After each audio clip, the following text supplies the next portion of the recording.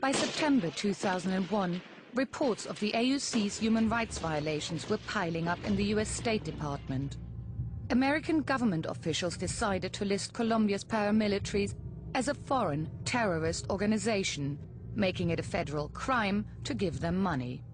The listing was widely reported, although Chiquita claimed they didn't know about it for another 18 months. In the interim, they continued to make payments. Eventually, the company contacted their lawyers and got clear advice. 21st of February 2003, must stop payments. 26th of February 2003, bottom line, cannot make the payment. Chiquita decided to confess to the US Department of Justice, and officials confirmed that Chiquita was indeed on the wrong side of the law. In spite of their lawyer's recommendation, and in spite of the advice Chiquita received from the Justice Department, the company made 20 more payments to the paramilitaries, totaling $300,000 US. Not all those murdered were banana workers. But the plaintiffs argue that anybody killed by paramilitaries in Chiquita's pay should qualify for compensation. Mi hijo era juicioso. Mi hijo solo quería trabajar. Salida porque era un pelado, era un niño todavía. Y ahí empezó a hacer amigos ahí en el matadero. Y yo lo esperé ese día y no llegó. Y al otro día salí a preguntar y me dijeron que no se lo habían llevado por ahí en una moto. Entonces, unas personas me dijeron que averiguara ahí encurrulado. De pronto ahí me daban noticias de él.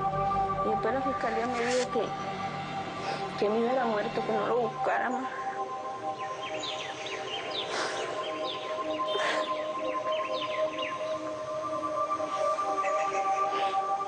Que mi hijo a los 3 días de haberme venido ya lo habían matado.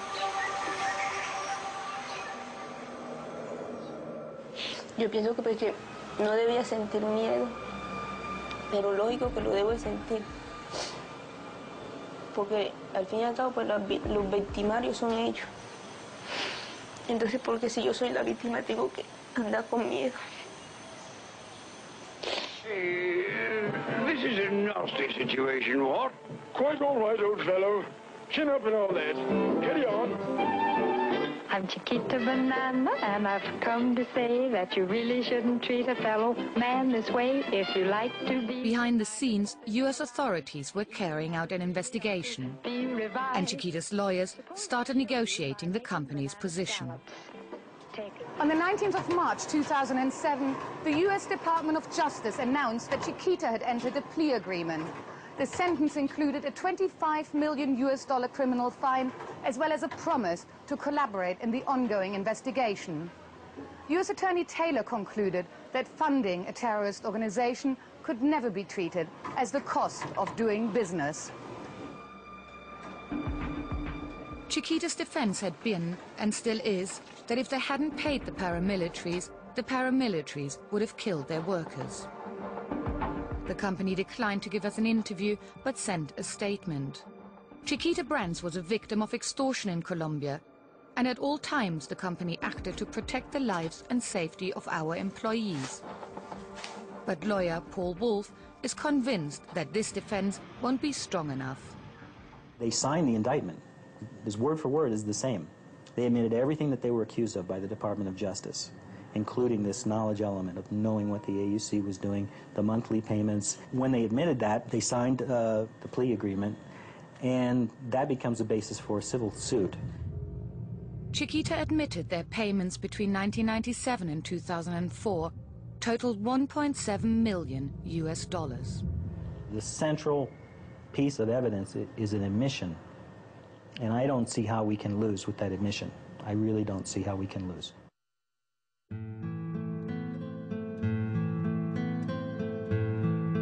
April 2007. Residents of Urabá hold a demonstration to commemorate those killed during the peak of paramilitary violence, the years when Chiquita was paying the AUC. The company's plea agreement in America settled their federal case, but laid it wide open to possible compensation claims from victims. Urabá began to see an influx of lawyers looking for clients. There is a perception here in Colombia that lawyers have come to piggyback on this case, international and local lawyers, all fighting to get a slice of the action and to possibly get a slice of the money. We've heard this from a number of people. What is your response to this? You're one of the lawyers. Well, they're right. I mean, I can't think of a worse profession. And this part of the legal profession is a terrible part of the legal profession.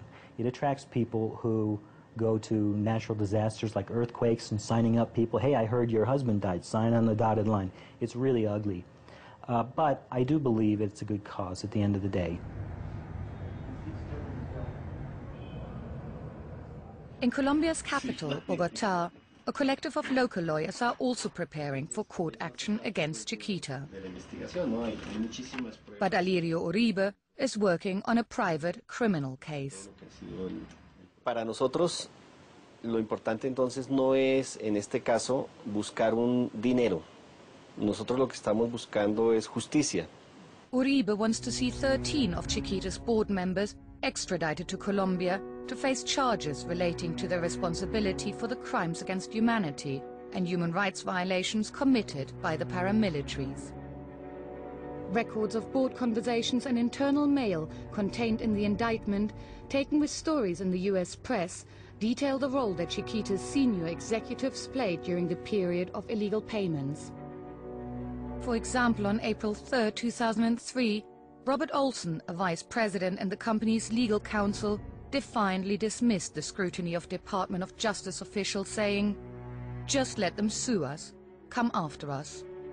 On two subsequent occasions that year, board meetings attended by Cyrus Friedheim, Chiquita CEO, decided that the company should continue making payments.